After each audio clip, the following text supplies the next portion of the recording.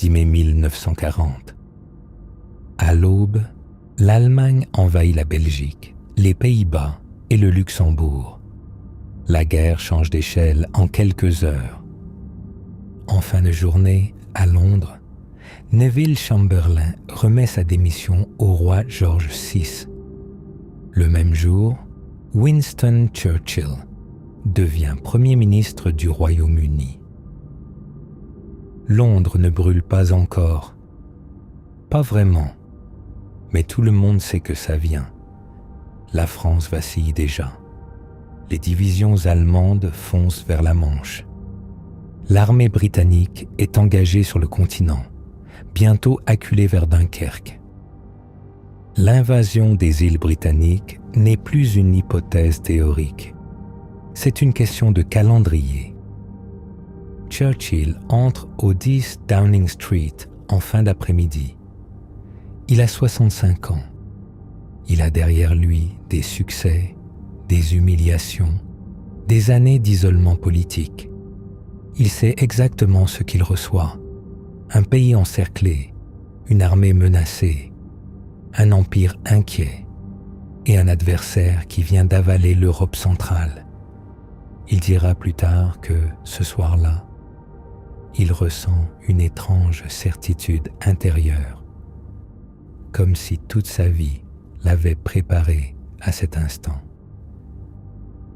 3 jours plus tard, le 13 mai 1940, il se lève devant la Chambre des communes et prononce ces mots. « Je n'ai rien d'autre à offrir que du sang, du labeur, des larmes et de la sueur. » Ce n'est pas une métaphore flamboyante, c'est un diagnostic clinique. Il n'offre ni victoire rapide, ni compromis confortable. Il offre l'endurance. Il ne sait pas s'il peut sauver le pays. Il ne sait pas si la Royal Air Force tiendra face à la Luftwaffe. Il ne sait pas si la flotte pourra évacuer les troupes de Dunkerque. Il ne sait pas si, dans quelques semaines, les soldats allemands ne défileront pas à Londres.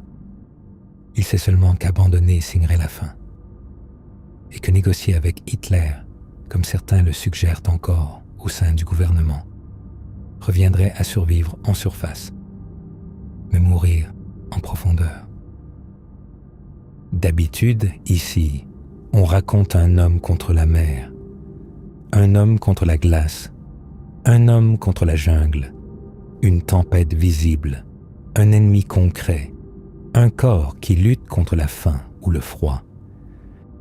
Aujourd'hui, on raconte autre chose. Une vie entière passée à survivre, à l'humiliation publique, à l'échec politique, à la solitude, à la dépression qu'il appelait son chien noir, à 2 guerres mondiales, à ses propres erreurs. On va apprendre l'histoire, on va comprendre la psychologie d'un survivant, et on va voir comment un homme devient indispensable, précisément parce qu'il a connu la chute. Avant d'aller plus loin, abonne-toi et pense à activer la cloche. Churchill reçoit un pays en guerre, encerclé par l'armée la plus redoutable du continent. Toi, tu reçois juste une notification. La pression reste raisonnable. Pour comprendre l'homme qui tient face à Hitler, il faut revenir bien avant les discours et les cigares. Il faut revenir à un enfant né dans un palais, presque ignoré par ses parents, persuadé très tôt qu'il devra survivre pour mériter sa place. Et ça commence en 1874. 30 novembre 1874, Blenheim Palace, Oxfordshire.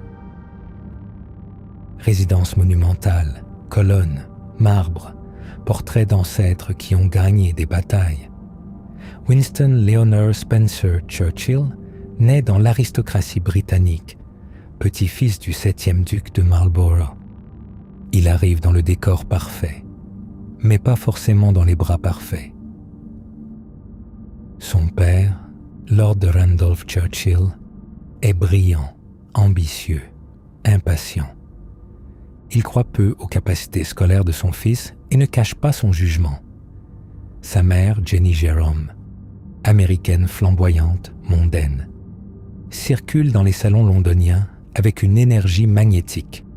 Ils aiment leur fils, sans doute, mais ils ne sont presque jamais là. L'enfant grandit entouré de domestiques. Sa véritable figure d'attachement devient sa nourrice, Elizabeth Everest. Il lui écrit des lettres bouleversantes, implorant affection et reconnaissance. À l'école, le tableau n'est pas glorieux. Harrow, puis d'autres établissements avancent là. Résultats médiocres en latin et en mathématiques. Indiscipline. Réputation d'élèves distraits. Certains biographes évoquent une dyslexie probable. Il souffre aussi d'un léger bégaiement qu'il travaillera toute sa vie. Il n'est pas l'enfant prodige qu'on exhibe. Il est celui qu'on corrige. Son père le juge sévèrement. Les lettres qu'il lui adresse sont froides, parfois cruelles. Randolph écrit un jour qu'il craint que son fils ne soit incapable de réussir quoi que ce soit. Quand on a 12 ans, ça laisse une trace.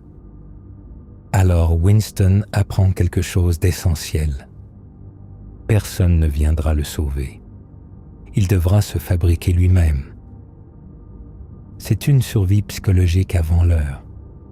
Il comprend que la reconnaissance ne tombe pas du ciel, même quand on est sous un plafond peint à la feuille d'or. Il développe une carapace, un mélange d'orgueil et de vulnérabilité, une énergie presque théâtrale pour exister aux yeux des autres. Il n'est pas encore un leader. Il est un garçon qui refuse d'être invisible. En 1893, après 2 échecs à l'examen d'entrée, il est enfin admis à l'Académie royale militaire de Sandhurst. 2 échecs, dans une famille où l'excellence est supposée naturelle. Mais il ne renonce pas. Il travaille. Il se concentre sur les matières militaires où il excelle davantage. Il termine avec un classement honorable dans la cavalerie. Sandhurst devient son salut. Pas parce que c'est facile, parce que c'est clair. Là-bas, le mérite compte, l'effort paie, le courage se mesure. Il apprend la discipline, il apprend la persévérance, il apprend que l'échec n'est pas une condamnation, mais un retard. Et surtout, il découvre une chose dangereuse. Il aime l'action, il aime le risque, il aime l'idée de prouver sa valeur sous le feu. À la fin du XIXe siècle, pour un jeune officier ambitieux, la gloire ne se trouve ni dans les bibliothèques, ni dans les salons. Elle se trouve dans un endroit simple, la guerre. 15 novembre 1899. Seconde guerre des bourgs. La guerre des bourgs oppose l'Empire britannique aux colons-bourgs, des fermiers d'origine néerlandaise installés en Afrique du Sud, qui tiennent beaucoup à leur indépendance et à leurs mines d'or. Londres veut contrôler la région. Les bourgs refusent poliment, à coups de fusil. Le conflit devient une guerre moderne faite de guérillas, de trains blindés et de camps de concentration. Bref, un endroit parfait pour un jeune Winston Churchill qui cherche à prouver qu'il n'est pas seulement un aristocrate avec un stylo, mais aussi quelqu'un capable de courir plus vite que les balles. Les plaines sud-africaines semblent infinies, sèches, presque paisibles. Churchill a 24 ans. Officiellement correspondant de guerre pour le Morning Post. Officieusement, il cherche le feu, le bruit, la preuve qu'il n'est pas un simple spectateur de l'histoire. Ce matin-là, Il accompagne une reconnaissance à bord d'un train blindé près de Colenso. Le convoi avance lentement. Puis, tout bascule. Les bourgs surgissent. Les rails ont été sabotés. Le train déraille partiellement. Des tirs claquent. La poussière s'élève. Churchill aide à dégager la locomotive sous le feu. Il court, il organise, il improvise. Il ne tient plus un carnet, il tient sa vie. Mais la situation est perdue. Les bourgs encerclent le train. Les survivants sont capturés. Churchill aussi. Il est conduit à Pretoria, enfermé dans l'ancienne école d'État, transformé en prison pour officiers britanniques. Il comprend immédiatement que rester là serait une disparition lente. Il n'est pas encore un grand nom. Il est un prisonnier parmi d'autres. Il observe les rondes, les murs, les habitudes des gardes. Il calcule. Il ne parle presque pas. L'évasion, si elle échoue, signifie probablement une balle dans le dos. 12 décembre 1899. Nuit. Il saute le mur du camp. Il atterrit dans l'obscurité. Il est seul. Devant lui.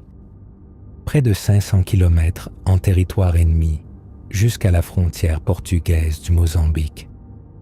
Pas de carte fiable. Peu d'argent. Aucune arme digne de ce nom. Les bourgs diffusent l'information. Récompense pour sa capture. Son visage circule.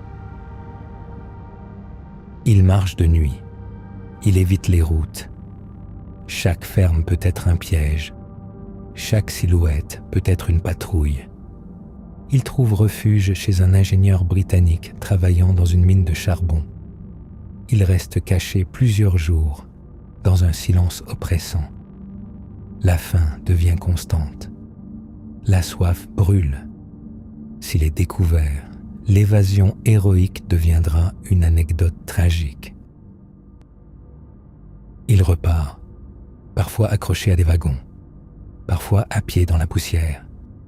Il ne sait pas s'il atteindra la côte. Il ne sait pas s'il reverra l'Angleterre. Il avance quand même. Finalement, il atteint la sécurité et embarque vers un territoire contrôlé par les Britanniques. En janvier 1900, il rentre à Londres. La presse s'enflamme. Le jeune homme est devenu le prisonnier audacieux qui a défié l'ennemi. Il survit, et le pays adore les survivants. Psychologiquement, quelque chose s'ancre. Il découvre que survivre peut devenir un mythe, et qu'un mythe peut devenir une carrière. Il comprend aussi un mécanisme dangereux. Plus le risque est grand, plus la récompense symbolique est immense. L'adrénaline devient presque une stratégie, mais les mythes sont fragiles. Ils reposent sur la victoire, sur la chance, et la chance ne prévient jamais quand elle décide de partir. La vraie survie commence quand le mythe se fissure. 1915, Première Guerre mondiale. L'Europe s'enlise dans les tranchées depuis l'été précédent. Winston Churchill est alors premier lord de l'Amirauté, responsable politique de la Royal Navy. Il n'est plus le jeune homme audacieux d'Afrique du Sud. Il est au sommet, et c'est précisément là que le vide devient dangereux. L'idée semble brillante sur le papier, forcer les Dardanelles, prendre Constantinople, ouvrir une route maritime vers la Russie, briser l'Empire ottoman et peut-être écourter la guerre. Une manœuvre audacieuse, presque élégante. Churchill pousse le projet. Il y croit. Il veut contourner la stagnation des tranchées par un coup décisif. Mais la guerre n'est pas un salon stratégique. Elle ne récompense pas l'enthousiasme. La campagne de Gallipoli commence en avril 1915. Les troupes britanniques, australiennes et néo-zélandaises débarquent sur des plages mal cartographiées, face à une défense ottomane déterminée. Les hauteurs sont imprenables. Les communications sont chaotiques. Les renforts tardent. Les hommes meurent dans la poussière, la chaleur, la boue. Des milliers de morts, des milliers de blessés, des mois d'impasse. À Londres, les critiques montent. La presse s'en mêle. Les débats parlementaires deviennent acides. Churchill, figure brillante et parfois arrogante, devient la cible idéale. L'échec est collectif. Mais les échecs cherchent toujours un visage. Et ce visage, c'est le sien. En novembre 1915, il quitte l'amirauté. Il n'est pas formellement destitué. Il est politiquement neutralisé. La chute est brutale. Celui qui voulait forcer l'histoire se retrouve spectateur. Les salons qu'il admirait murmurent maintenant son nom avec prudence. La réputation, ça brûle plus vite qu'un navire. C'est une survie politique. Et elle est plus lente qu'une évasion nocturne. Pas de mur à escalader, pas de patrouille à éviter. Juste le silence, l'humiliation, la sensation d'avoir été l'homme d'une erreur trop grande. Il aurait pu disparaître, se retirer, écrire, attendre que la mémoire collective s'use. Il choisit autre chose. Début 1916, il demande à retourner au front. Il prend le commandement du 6e bataillon des Royal Scots Fusiliers sur le front occidental, en Belgique. Les tranchées, la boue, les obus, le froid. Il choisit le danger réel plutôt que l'oubli confortable. Ce n'est pas un geste romantique, c'est un instinct de survie. Là-bas, sous les bombardements, il redevient un homme parmi les hommes. Il partage la peur, la fatigue, la promiscuité. Il prouve qu'il n'est pas seulement un stratège de cartes d'état-major. Dans les tranchées, les obus ne se soucient pas de votre réputation. Ils explosent sans lire les éditoriaux. Churchill échappe à plusieurs bombardements. Il dort mal. Il écrit. Il réfléchit. Il observe. Il comprend quelque chose de crucial. Le courage n'efface pas les erreurs, mais il peut empêcher qu'elles vous définissent à jamais. Il reviendra en politique, lentement, par étapes. L'orgueil blessé devient énergie.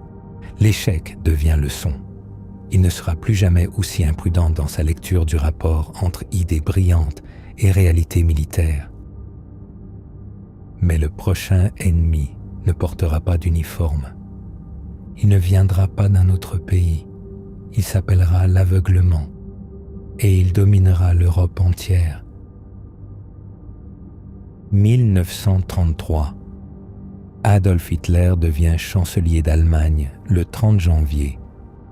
L'Europe, encore traumatisée par la Première Guerre mondiale, veut la paix à tout prix. Les souvenirs des tranchées sont trop récents. Le mot « réarmement » donne des frissons. Churchill n'est plus au centre du pouvoir. Il siège au Parlement, mais sans portefeuille majeur. Beaucoup le considèrent comme un vestige du passé. Un homme brillant, certes, mais imprévisible. Gallipoli n'est pas oublié. Il commence pourtant à parler, à alerter, à lire les rapports sur le réarmement allemand, à écouter les informations qui filtrent sur la Luftwaffe naissante, à observer les discours d'Hitler, non comme une rhétorique de campagne, mais comme un programme. Il dit que l'Allemagne se réarme à un rythme inquiétant. Il dit que l'Angleterre est vulnérable. Il dit que fermer les yeux ne rend pas le danger moins réel. On l'accuse d'être alarmiste. On l'accuse d'être obsédé par la guerre. On l'accuse d'exagérer. Les années passent. En 1936, Hitler remilitarise la Rhénanie. En 1938, c'est l'Anschluss avec l'Autriche. Puis les Sudètes. Les accords de Munich, en septembre 1938, sont présentés comme une victoire diplomatique. « Peace for our time », déclare Neville Chamberlain. Churchill, lui, parle d'illusion. Politiquement, il est isolé. Dans son propre parti, beaucoup le trouvent embarrassant. Il n'a pas de réseau dominant. Il n'a pas de majorité derrière lui. Il a seulement des dossiers, des chiffres, une intuition sombre. C'est une autre forme de survie, la survie par la lucidité. Psychologiquement, cette période est cruciale. Il aurait pu se taire pour regagner en popularité. Il aurait pu se ranger derrière le consensus. Il choisit l'inconfort. Il choisit d'être la voix qui dérange. Il comprend que la solitude est parfois la preuve que tu vois plus loin. Pas toujours, mais parfois. Et cette solitude est lourde. On le caricature dans les journaux. On l'appelle le va-t-en-guerre. On le décrit comme un homme prisonnier des fantômes du passé. Il continue. Il lit, il écrit, il parle à la Chambre des communes. Il insiste sur la nécessité d'un réarmement aérien. Il ne sait pas s'il aura raison. Il sait seulement que s'il a tort, on lui reprochera son pessimisme. Et s'il a raison, le prix sera terrible. Puis vient le 1er septembre 1939. L'Allemagne envahit la Pologne. Le 3 septembre, le Royaume-Uni déclare la guerre. En quelques heures, l'homme qu'on ignorait redevient central. Il est nommé premier lord de l'amirauté le jour même. Le signal est envoyé à la flotte. Winston is back. L'alarme qu'il sonnait depuis des années retentit enfin. Il ne jubile pas. Il sait ce que cela signifie. Il a vu la guerre. Il sait ce qu'elle coûte. Mais l'histoire a basculé. Et la voie solitaire devient soudain indispensable. Ce qui était perçu comme une obsession devient une prévoyance. Mais personne n'imagine encore l'ampleur du choc à venir. La guerre éclate, oui, mais au printemps 1940, elle se transforme en avalanche. Et au sommet du gouvernement, un siège va se libérer. Le 10 mai 1940, tout converge, et le survivant des années d'isolement reçoit un pays au bord du gouffre. 10 mai 1940, retour au point de bascule. L'Allemagne frappe à l'ouest. En quelques jours, les divisions blindées percent les lignes françaises. Le gouvernement britannique vacille. Churchill devient Premier ministre dans une atmosphère d'urgence froide, presque clinique. Il n'a pas le luxe de l'apprentissage. Il hérite d'une catastrophe en mouvement. 26 mai 1940. Les forces britanniques et françaises sont encerclées près de Dunkerque. L'opération Dynamo commence. L'objectif n'est pas de gagner. L'objectif est de sauver ce qui peut l'être. Des destroyers, des chalutiers, des bateaux de plaisance traversent la Manche sous les bombes. Du 26 mai au 4 juin, plus de 300 000 soldats sont évacués vers l'Angleterre. C'est un miracle logistique. C'est aussi l'aveu d'un désastre stratégique. Pendant ces jours critiques, certains membres du cabinet de guerre envisagent une médiation italienne pour négocier avec Hitler.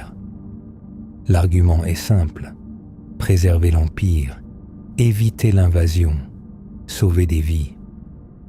Churchill écoute. Il pèse. Il refuse. Il estime qu'une paix négociée laisserait le Royaume-Uni dépendant d'une Allemagne victorieuse. Ce serait survivre à court terme, mais perdre la liberté à long terme. 4 juin 1940. Il se lève à la Chambre des communes et prononce un discours devenu célèbre. Nous nous battrons sur les plages, nous nous battrons sur les terrains d'atterrissage, nous nous battrons dans les champs et dans les rues, nous nous battrons dans les collines, nous ne nous rendrons jamais. Il ne promet pas une victoire facile, il promet la continuité du combat. Il transforme une évacuation en symbole de résistance. Il parle aux députés, mais aussi aux familles qui écoutent à la radio, aux soldats revenus sans armes, aux villes qui savent que les bombes viendront. Il transforme la peur en structure, la panique en langage. Il répète l'idée que la bataille de France est perdue, mais que la bataille d'Angleterre commence. Il prépare psychologiquement le pays à l'idée d'être seul. Et être seul face à la machine de guerre allemande en 1940 n'est pas une posture romantique, c'est un pari. Dans les rues, les gens écoutent à la radio. Dans les ports, on compte les survivants de Dunkerque. Dans les ministères, on évalue les stocks d'avions et de carburant. Churchill sait que la Royal Air Force est la ligne fine entre l'indépendance et l'occupation. Il sait que si le ciel tombe, tout tombe. Il tient, il parle, il visite les unités, il écrit tard dans la nuit, il fume, il dicte, il réfléchit. Il sait que l'histoire ne lui donnera pas une seconde chance. S'il flanche, si son gouvernement cède à la tentation d'un compromis, le pays basculera. Sa survie personnelle est désormais liée à la survie collective. Mais l'été 1940 apporte un autre cauchemar. Pas sur les plages, pas dans les ports, au-dessus des toits. Le ciel. Juillet 1940. La bataille d'Angleterre commence. La Luftwaffe teste les défenses britanniques. Les aérodromes sont ciblés. Les radars sont frappés. La Royal Air Force tient, parfois à quelques escadrilles près. Chaque pilote compte. Chaque appareil perdu est une équation. Puis septembre arrive. 7 septembre 1940. Les bombardements massifs sur Londres débutent. Nuit après nuit, les sirènes hurlent. Les incendies transforment la ville en braise. Les docks brûlent. Les quartiers ouvriers s'effondrent. Les familles descendent dans le métro pour dormir sous terre. Le Blitz n'est pas une bataille de ligne. C'est une bataille d'endurance. Churchill visite les ruines. Il marche parmi les briques, les poutres calcinées, les visages couverts de suie. Il serre des mains. Il lève 2 doigts en V. Les caméras sont là, mais les bombes aussi. Il sait que l'image compte. Il sait que la présence compte davantage. Il montre son visage, parce que l'absence serait un aveu.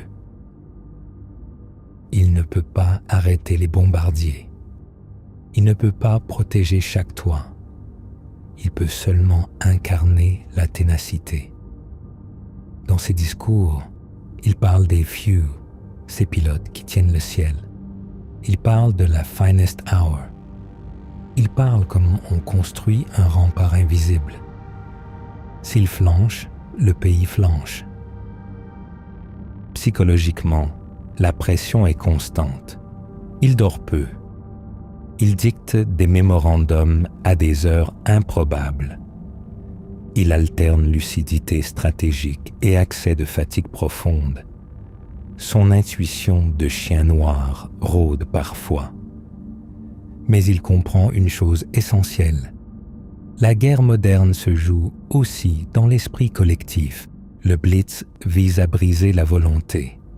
Il doit empêcher la fracture. L'hiver 1940 arrive. Les bombardements continuent jusqu'au printemps 1941. Londres tient. Coventry est frappé. D'autres villes aussi. Les pertes civiles sont lourdes. Mais l'invasion allemande ne vient pas. La Royal Air Force a tenu. Le pays n'a pas cédé. Churchill a survécu à l'épreuve la plus visible de son mandat. La guerre, pourtant, est loin d'être terminée. Elle devient mondiale. Les États-Unis entrent en guerre en décembre 1941, après Pearl Harbor. L'Union soviétique combat à l'Est. Les alliances se forment. Les batailles s'enchaînent. Afrique du Nord, Italie, Normandie. 5 ans plus tard, en mai 1945, l'Allemagne capitule. Il gagne la guerre. Et puis, presque immédiatement, le pays vote. 26 juillet 1945, les résultats tombent. Le Parti travailliste de Clément Attlee remporte une victoire nette aux élections générales. Winston Churchill, l'homme du Blitz, le visage de la résistance britannique, est battu. La guerre en Europe est terminée depuis mai. Les rues ont célébré. Les drapeaux ont flotté. Et maintenant, le pays vote pour autre chose. Churchill est à l'étranger au moment du dépouillement. Il revient à Londres avec la nouvelle. Le contraste est brutal. Quelques semaines plus tôt, il était le chef de la victoire. Aujourd'hui, il devient le chef de l'opposition. Dans sa tête, le choc est profond. Il a incarné la survie nationale. Il a porté le poids des bombardements, des décisions impossibles, des nuits sans sommeil. Et pourtant, l'électorat choisit un programme social, une reconstruction intérieure, un avenir domestique. La reconnaissance a une date d'expiration. Psychologiquement, c'est une humiliation silencieuse. Pas de cris, pas de démission forcée. Juste une transition constitutionnelle, froide, implacable. Il remet sa démission au roi. Il quitte Downing Street. Les mêmes marches qu'il a gravies en 1940, il les descend en homme vaincu politiquement. Il a gagné la guerre, mais il n'a pas gagné la paix électorale. Dans son fort intérieur, 2 sentiments coexistent. Une blessure d'orgueil évidente et une compréhension lucide. Le pays est épuisé. Les familles veulent des maisons, des emplois, un système de santé. Elles veulent tourner la page de la guerre. Churchill est associé à la lutte, à la tension, à l'urgence permanente. Il est indispensable en temps de crise, moins rassurant en temps de reconstruction. Il pourrait se retirer, écrire ses mémoires, vivre de son prestige. Beaucoup s'arrêteraient là. Il considérerait la victoire comme une conclusion parfaite. Mais Churchill n'est pas construit pour la conclusion. Il est construit pour la continuité. Il retourne au banc de l'opposition. Il parle. Il observe l'émergence d'un nouvel ordre mondial. Il prononce, en 1946, son discours de Fulton sur le rideau de fer. Il continue à voir loin. La blessure devient énergie. L'humiliation devient carburant. Il comprend que survivre politiquement ne signifie pas rester au pouvoir en permanence. Cela signifie rester pertinent, rester audible. Il a survécu aux bombes. Il peut survivre à un bulletin de vote. Beaucoup se seraient arrêtés là, satisfaits d'avoir marqué l'histoire. Pas lui. Il attend, il travaille, il se prépare. Parce que la vie politique, comme la guerre, est faite de cycles. Et parfois, les survivants ont une seconde chance. 26 octobre 1951, les conservateurs remportent les élections. Winston Churchill redevient Premier ministre. Il a 76 ans. Il revient au pouvoir. Mais ce n'est plus le même homme. L'énergie est là, encore. L'autorité aussi. Le prestige, immense. Mais le corps, lui, a commencé à présenter l'addition. Les longues nuits du Blitz, les années de tension, les excès de cigares et d'alcool, le poids des décisions stratégiques, rien ne disparaît sans laisser de traces. Il sourit en public. Il fatigue en privé. En 1953, il subit un accident vasculaire cérébral. L'événement est gardé discret. Le public ne doit pas savoir que le Premier ministre a été frappé. Il parle difficilement pendant un temps. Sa main tremble. Son entourage protège l'information. La survie devient intime. Il ne combat plus un empire ennemi. Il combat son propre cerveau. Mentalement, c'est une épreuve différente. Il a toujours affronté l'adversité en avançant. Là, l'adversaire est interne, invisible, imprévisible. Chaque réunion peut devenir un piège, chaque discours, un risque.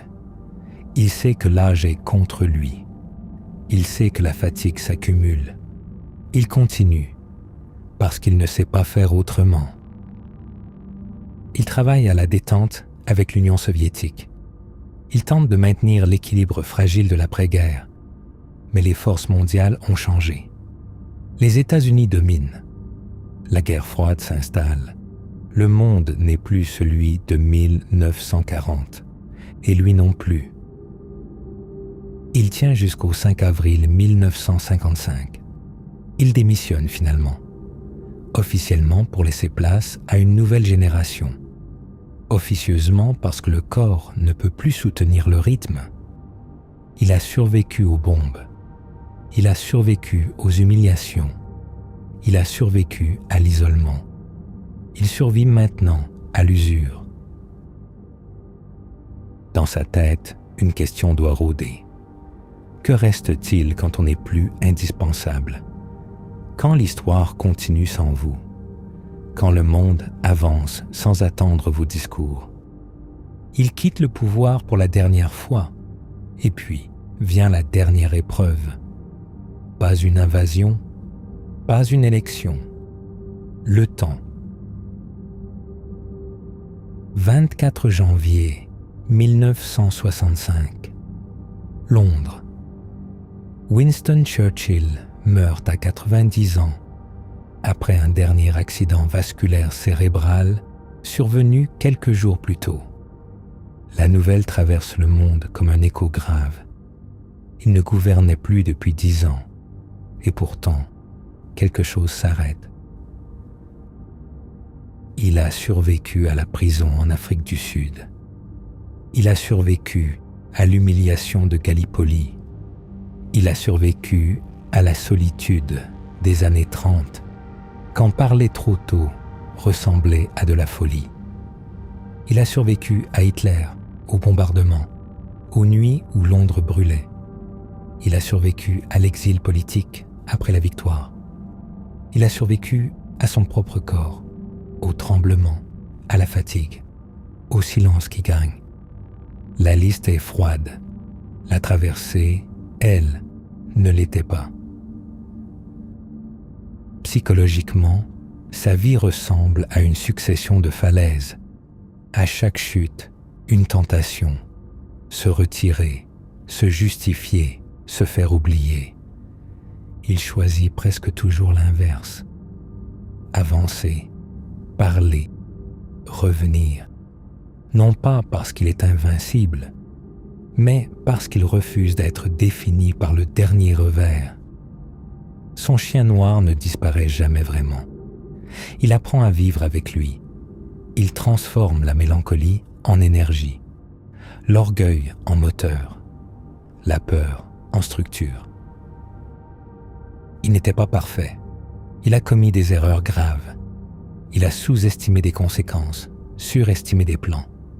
La résilience n'efface pas les fautes. Elle empêche qu'elles deviennent l'épilogue. C'est la différence. Survivre chez lui n'a jamais été confortable. C'est rugueux, parfois brutal, toujours exigeant. Certains hommes survivent à une tempête, d'autres survivent à une guerre. Lui a survécu à l'histoire.